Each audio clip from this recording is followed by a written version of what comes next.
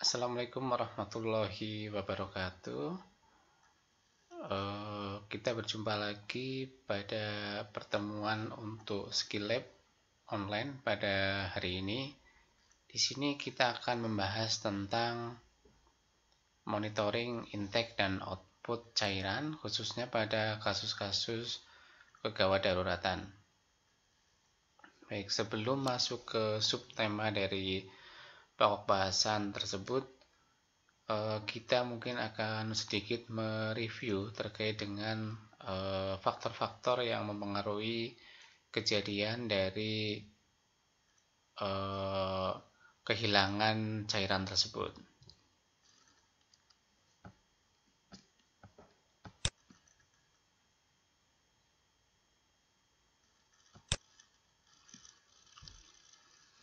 Ya, jadi sebelum kita masuk ke monitoring dari input dan output cairan, tentu saja ada faktor-faktor yang mempengaruhi dari kondisi pasien tersebut, mengapa sampai terjadi kehilangan cairan tentunya.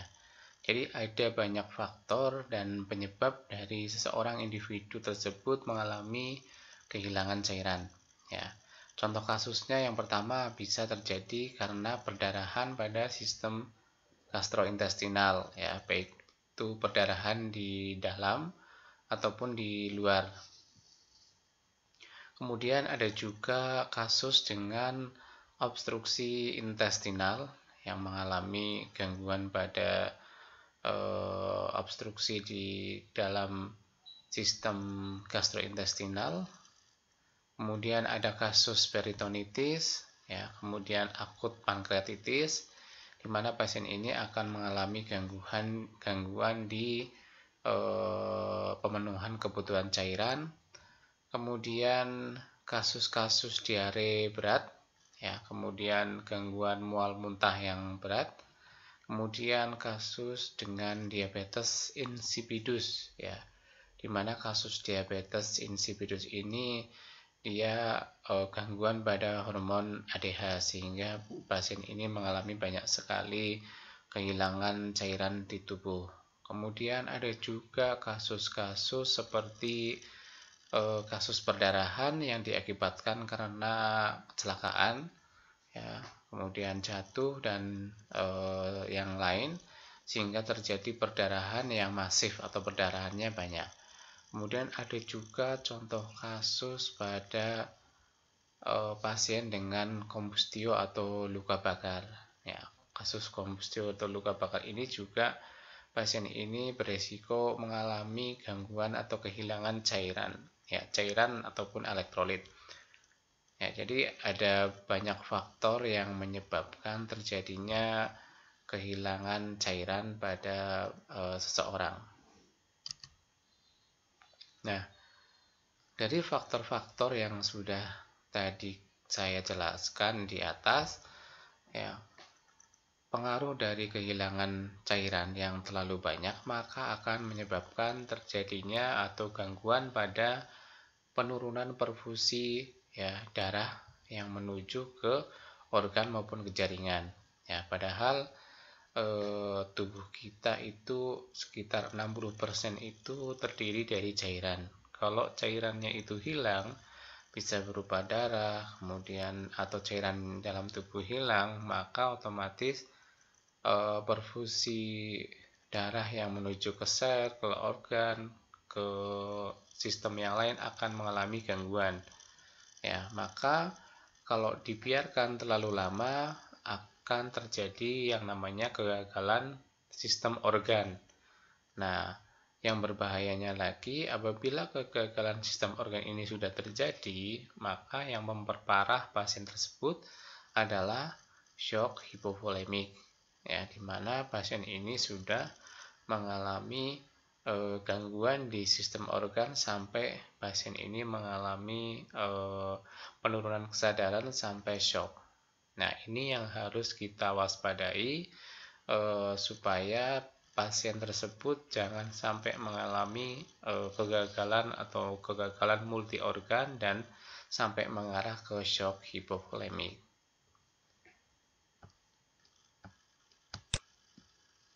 Nah, kemudian di sini kita akan mereview terkait dengan tanda dan gejala dari kehilangan cairan. Ya, ada beberapa grade atau stadium di mana stadium ini menunjukkan tanda gejala dari pasien ini yang menunjukkan perbedaan di masing-masing stadium. Ya, kita lihat di stadium 1 ya, atau derajat 1. Tanda dan gejala di derajat 1 ini ya, jika pasien ini mengalami kehilangan darah ya, terutama darah kurang dari 15% ya, atau sekitar kurang dari 750 ml ya, maka tanda gejalanya di sini yaitu frekuensi nadi kurang dari 100 kali per menit ya, masih baik nadinya. Kemudian tekanan darahnya masih dalam batas normal sekitar 120 untuk sistol dan diastolnya sekitar 80 mm merkuri. Kemudian untuk tekanan darah untuk respirasi rate-nya, RR-nya itu kisar antara 14 sampai 20 kali per menit ya, masih baik. Ya, agak sedikit sesak. Kemudian untuk jumlah urin output itu lebih dari 30 cc per jam. Ya. Kemudian untuk status mental biasanya pasien ini mengalami cemas yang ringan. Ya, kemudian untuk koreksi awal atau kebutuhan cairan yang harus diberikan ini adalah jenisnya kristaloid ya. Cairan itu ada kristaloid, ada koloid, di mana kristaloid ini jenisnya adalah cairan-cairan yang mudah diserap oleh tubuh atau yang sifatnya adalah isotonis ya, mudah diserap oleh tubuh. Jenisnya biasanya cairan ring laktat, NaCl, asering dan sebagainya. Baik, kita masuk di derajat 2. Nah, di derajat 2 ini dia lebih, tanda gejalanya lebih berat dibandingkan yang derajat 1. Di mana derajat 2 ini pasien ini mengalami kehilangan darah kurang lebih 15-30% darah yang hilang. Ya, kemudian kalau diasumsikan berapa mili, sekitar 750-1500 mili. Jadi cukup banyak ya, 1,5 liter. Ya, kemudian frekuensi nadi di sini sudah meningkat atau dinamakan takikardi, di mana tekanan nadinya 100-120 kali per menit. Ya, tekanan darahnya masih dalam batas yang wajar. Kemudian respirasi rate-nya meningkat berkisar 20-30 kali per menit. Kemudian jumlah urin output-nya itu berkisar antara 20-30 cc per jam. Ya, sudah mulai sedikit. Kemudian status mental, ya, pasien ini sudah merasa cemas atau gelisah. Untuk koreksi cairan di awal itu diberikan cairan kristaloid, masih sama untuk di derajat 1 dan derajat 2. Kemudian masuk ke derajat 3. Di derajat 3 ini jumlah kehilangan darah yang terjadi pada pasien itu berkisar antara 30-40% ya, yang keluar. Kalau kita asumsikan berapa mili, sekitar 1.500 sampai 2.000 mili ya, sekitar 1,5 liter sampai 2 liter, jadi cukup banyak. Untuk tanda gejalanya kita lihat dari frekuensi nadi. Frekuensi nadi di sini meningkat ya, atau takikardi sekitar 120 sampai 140 kali per menit. Kemudian tekanan darahnya sudah mulai turun atau mengalami hipotensi ya. Kemudian respirasi rate-nya meningkat ya, pasien ini sudah mengalami takipneu ya, meningkat sekitar 30 sampai 40 kali per menit. Ya, kemudian urinnya menurun sekitar 50-15 cc ya, sangat kecil. Kemudian status mental pasien ini sudah mengalami disorientasi atau bingung ya. Kemudian koreksi awalnya kebutuhan cairannya ini berarti sudah menggunakan kombinasi antara cairan kristaloid dan ditambah dengan darah atau transfusi darah. Ini untuk yang derajat 3. Kemudian masuk ke derajat 4, derajat yang paling berbahaya, di mana kehilangan darahnya mencapai lebih dari 40%, ya, atau berkisar lebih dari 200 ml atau lebih dari 2 liter. Nah, di derajat 4 ini ya kondisinya, tanda gejalanya seperti frekuensi nadi sudah cepat sekitar 140 kali per menit, tekanan darah sudah menurun drastis, respirasi rate-nya lebih dari 40 kali per menit. Pasien ini sudah mengalami oliguria bahkan anuria atau sedikit sekali untuk output urinnya, bahkan tidak bisa keluar sama sekali. Ya, kemudian letargi pasiennya, ya, penurunan kesadaran. Kemudian untuk koreksi pemberian terapi cairannya adalah kombinasi dari kristaloid dan darah atau transfusi darah. Nah, di derajat 4 ini dia sudah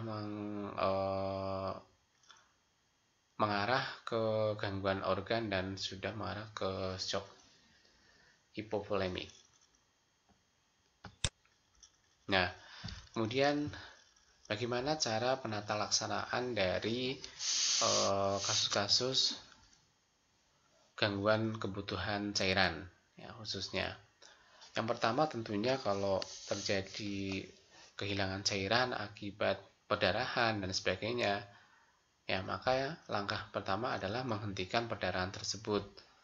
Ya, kalau pasiennya mengalami luka di area luar maupun di bagian dalam, ya, bagian luar contohnya karena ada luka, maka kita tutup luka tersebut, kita heating, kita perban, kita balut supaya lukanya berhenti dan perdarahannya berhenti.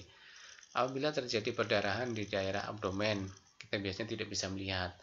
Ya, kita biasanya hanya terdeteksi adanya distensi abdomen, pasiennya membesar abdomen pasien keras, kemungkinan ada perdarahan di abdomen, maka salah satu tindakannya adalah pemasangan NGT untuk mengeluarkan cairan atau darah tersebut supaya bisa keluar.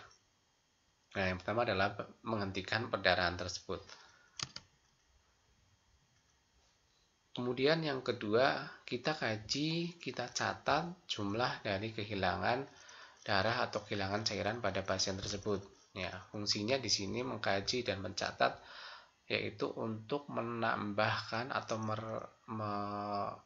meresusitasi jumlah kebutuhan cairan yang harus diberikan pada pasien. Kalau tidak kita catat, maka kita tidak tahu seberapa banyak yang darah yang keluar dari pasien tersebut, ya, untuk menentukan grade atau derajat dari kehilangan cairan tersebut. Maka kita harus kaji dan kita catat jumlah kehilangan cairan dari pasien tersebut. Kemudian yang berikutnya, pasien-pasien yang mengalami kehilangan cairan, kehilangan darah yang masif, yang banyak, maka tanda gejalanya salah satunya tadi ada sesak napas, ya, ada kompensasi paru ini akan mengalami gangguan, ya. Jadi pasien ini butuh oksigen untuk memenuhi kebutuhan di dalam darah, ya, karena darahnya hilang, maka pasien ini harus kompensasi paru ini harus cepat, harus banyak mengambil oksigen. Nah, biasanya pasien ini mengalami sesak napas, maka salah satu tindakannya yaitu diberikan terapi oksigen. Ya, pemberian terapi oksigen ini kita lihat kebutuhan dari pasien tersebut. Bagaimana kita melihat kebutuhan oksigen? Kita cek dengan menggunakan salah satu alat di rumah sakit, ada oximetri atau saturasi oksigen. Kita lihat, kita cek. Kalau kita cek dengan oximetri, ya, kemudian angkanya masih menunjukkan sekitar 95 atau di atas 90, biasanya kita pakai dengan menggunakan oksigen nasal ataupun simple masker, itu masih bisa. Tetapi jika nilai oximetri tersebut kurang dari 90, ya, 80, ya, sampai 70, ya, itu kita tingkatkan penggunaan oksigen pada pasien tersebut, biasanya menggunakan NRM atau non-rebreathing atau rebreathing masker. Ya. Kemudian kita cek lagi kalau nilai oximetri tersebut kurang dari 70. Nah, ini kan berarti sangat berbahaya pasien ini. Ya, maka dia harus menggunakan alat bantu oksigen yang lebih tinggi, Ya, contohnya salah satunya dengan penggunaan ventilator mekanik. Ya, alat bantu alat ventilator untuk memberikan pernapasan pada pasien dengan pemenuhan oksigen supaya lebih maksimal. Nah, jadi salah satu tindakan dengan pemberian terapi oksigen.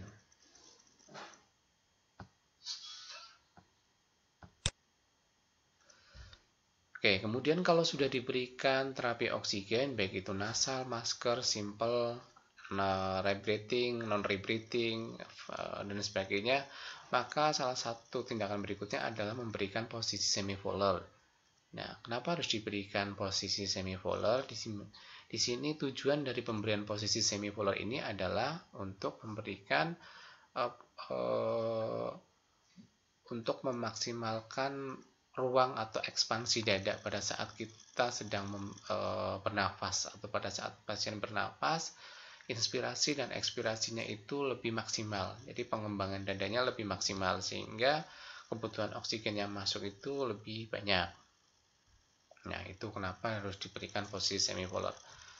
Ya, kemudian langkah selanjutnya adalah memonitor tanda-tanda vital. Ya, tekanan darah tadi ya, kemudian respirasi rate, kemudian status neurologi, ya, pasiennya sadar, cemas, ya, kemudian letargi, somnolen, sopor sampai koma.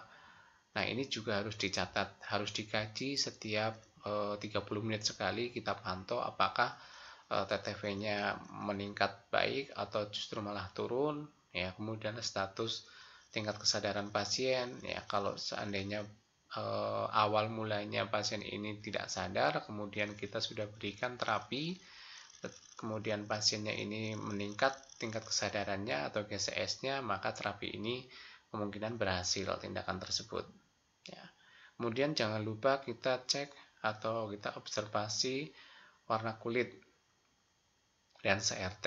Ya, warna kulit biasanya kalau kasus-kasus kurang cairan atau dehidrasi, ya warnanya menjadi pucat, ya, dan akralnya menjadi dingin. CRT-nya lebih dari 3 detik, ya, karena perfusi jaringannya sudah buruk di kapiler. Ya, ini menandakan pasien ini kurang cairan. Ya, kita observasi setiap 1 jam, 2 jam. Kalau warna kulitnya sudah membaik, ya, sudah tidak pucat, akralnya hangat, CRT-nya semakin membaik, maka tingkat keberhasilan dari tindakan tersebut menuai keberhasilan dari tindakan yang sudah kita lakukan.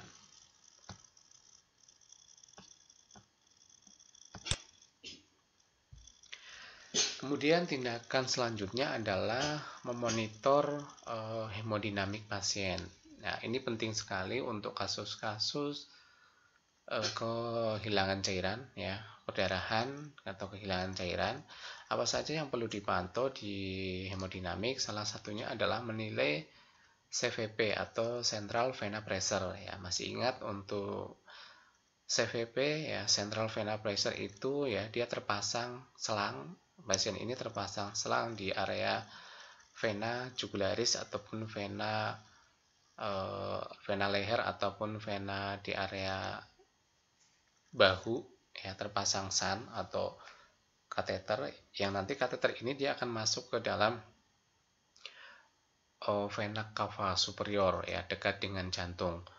Nah, pemantauan ini dia memberikan gambaran. Jadi pemasangan CVP ini bukan tindakan terapi, tapi pemasangan CVP ini adalah memberikan gambaran kepada pasien kondisi dari pasien ini apakah mengalami kelebihan cairan, kekurangan cairan, kondisi curah jantungnya bagaimana, ya, output atau kardiak jantungnya, pompa jantungnya bagus atau tidak. Ini dilihat dengan nilai dari CVP tersebut. Ya, di CVP ini kita usahakan nilai dari CVP ini berkisar antara 5 sampai 10, ya. 5-10. Kalau nilainya di bawah nilai normal, kemungkinan besar pasien ini kekurangan cairan. Maka harus kita berikan cairan yang sesuai dengan kebutuhan pasien. Dan apabila CVP ini meningkat di atas 10-12 biasanya meningkat, kemungkinan terapi yang kita berikan atau cairan yang kita berikan terlalu banyak, ya, terlalu banyak sehingga pompa jantung kita menjadi meningkat. Ya, jadi kita lihat dengan pemantauannya salah satunya dengan CVP. Yang berikutnya adalah MAP atau Mean Artery Pressure. Ya, Mean Artery Pressure ini untuk mengetahui nilai tekanan arteri. Ya, usahakan MAP ini berkisar antara di atas 70, ya, 70 mm merkuri, ya, stagnan di situ. Ya, kalau kurang dari 70 berarti pasien ini kemungkinan dia mengalami kekurangan volume cairan. Ya, jadi harus ditambahkan. Ya, kita patok angka, pertahankan angka MAP itu di atas nilai 70. Ya. Kemudian ya kita lihat setiap 15 menit kita pantau nilai MAP-nya, nilai CVP-nya, ya, apakah ada perubahan atau tidak. Ya.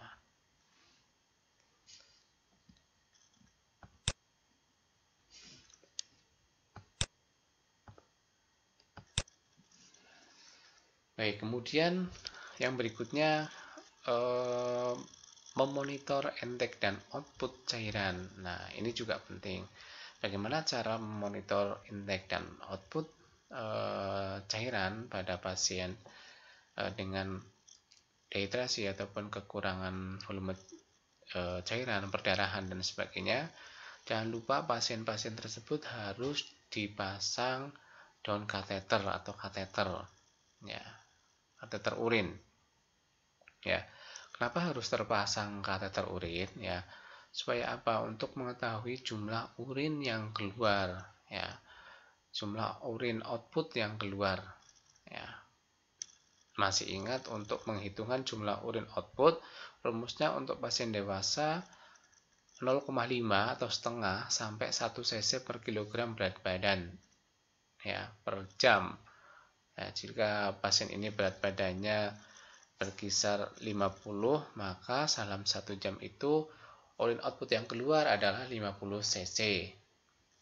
Nah, ini fungsinya pasien ini harus terpasang kateter urin. Nah, kalau memonitoring intake atau cairan yang masuk, kita mudah, ya. Dengan cara apa? Kita menghitung rumus kehilangan kebutuhan volume cairan pada pasien tersebut, kebutuhan cairan. Ya, kebutuhan cairan biasanya rumus sederhananya 50 cc kali kilogram berat badan ditambahkan dengan cairan yang hilang. Ya, kemudian berapa jumlah total yang harus diberikan. Ya, kemudian tadi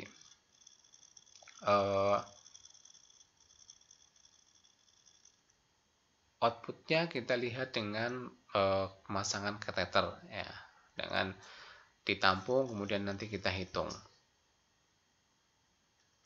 Nah, jangan lupa produksi urin, ya, pertahankan minimal 0,5 cc per kilogram berat badan per jam.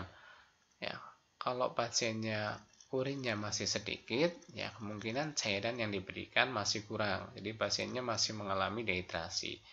Ya, kemudian tingkatkan sampai jumlah urin tersebut maksimal. Ya. Ya, tanda gejalanya apabila pasien ini menunjukkan produksi urinnya berkurang, ya, biasanya ditandai dengan tekak nadi yang lemah, ya, tidak teraba. Ya, ini berarti pasien ini menunjukkan kekurangan, masih mengalami dehidrasi.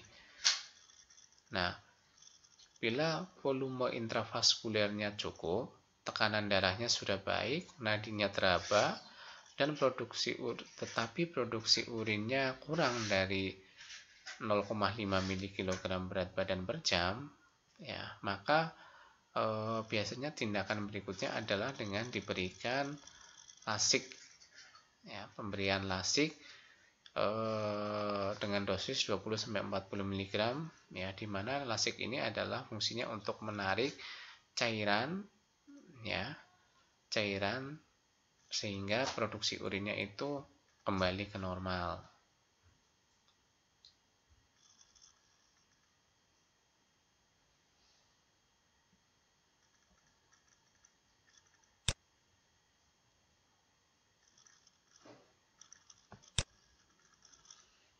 Nah, kemudian kita lanjut untuk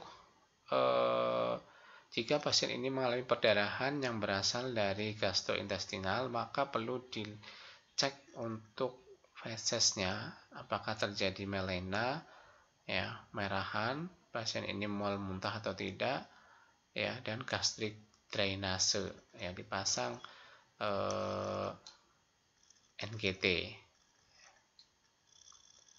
Ya, jika output kurang dari 30 mili per jam, maka pasien ini harus terpasang infus, ya, tetapi harus dilihat tanda-tanda dari kelebihan cairan, ya, seperti tadi adanya peningkatan NAP dan peningkatan CVP.